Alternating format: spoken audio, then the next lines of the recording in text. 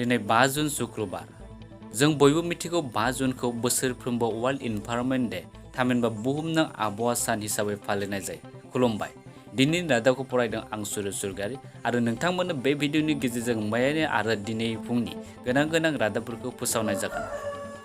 आसामाव सानफा एफा गोबां बिबाङाव थामहिनबा गोबां अनजिमाया कभिड-19 स्टेटास बांबोगासिनो दङ।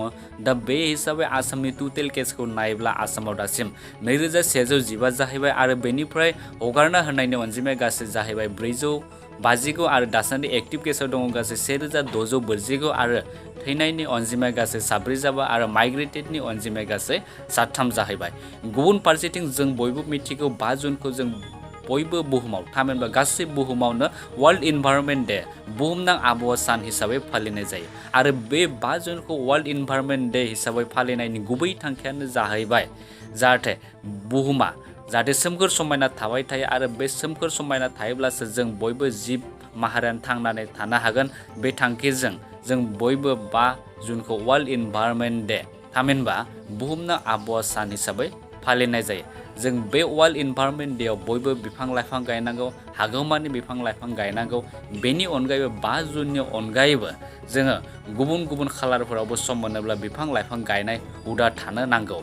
अब्लासो बिफां लाइफाङा थायोब्लासो जों गासैबो जिबफोरानो थांनानै थानो हागोन। गुबुन फारसेथिं जायफोर फरायसा बिथांमोना गुवाहाटी कमार्स कलेजाव फरायनो गोसो बिथांमोननि थाखाय मोजां खौरां। दासान्दि HS आरो मेट्रिकनि रिजाल्टआ बावैसो समनि गेजेराव मोनसिगोन आरो बुंनो थाङोब्ला मेट्रिक थामहिनबा HSLनि रिजाल्टखौ गाबोन फुंनि 9 रिंगायाव मोननाय जागोन आरो HS सेकेन्ड इयारनि आनजादनि रिजाल्टखौ फैगौ जुन दाननि 25 सिगाङावनो फोसावनाय जागोन होननानै खौरां मोन्दों आरो जायफोर फरायसा बिथांमोना HSLCनि रिजाल्टखौ मोनगोन बिथांमोना गुवाहाटी कमार्स कलेजाव जुदि कमार्स आयदायाव एडमिसन लानो गोसो बिथांमोना 7 जुननिफ्राय अनलाइन एप्लाइ थामहिनबा रेजिस्ट्रेसन खालामनो हागोन होननानै गुवाहाटी कमार्स कलेजआ मोनसे नटिस फोसावदों आरो बे नटिसाव थांनानै नोंथांमोना बेनि मोजां डिटेल्सखौ लानो हागोन आरो बे नटिसखौ भिडिअनि डिसक्रिपसनाव होखानाय दङ। नोंथांमोना भिडिअनि डिसक्रिपसनाव थांनानै बेनि नटिसखौ मोजाङै फरायनानै बेखौ खबर ला। बेनिफ्राय आसामाव जेरैबायदि कभिड-19 स्टेटासा बांबोगासिनो दङ नर्थ इस्टनि थामहिनबा सा सानजा रायजोनि गुबुन रायजोफोरावबो बांबोनायखौ जोङो नुबाय थादों।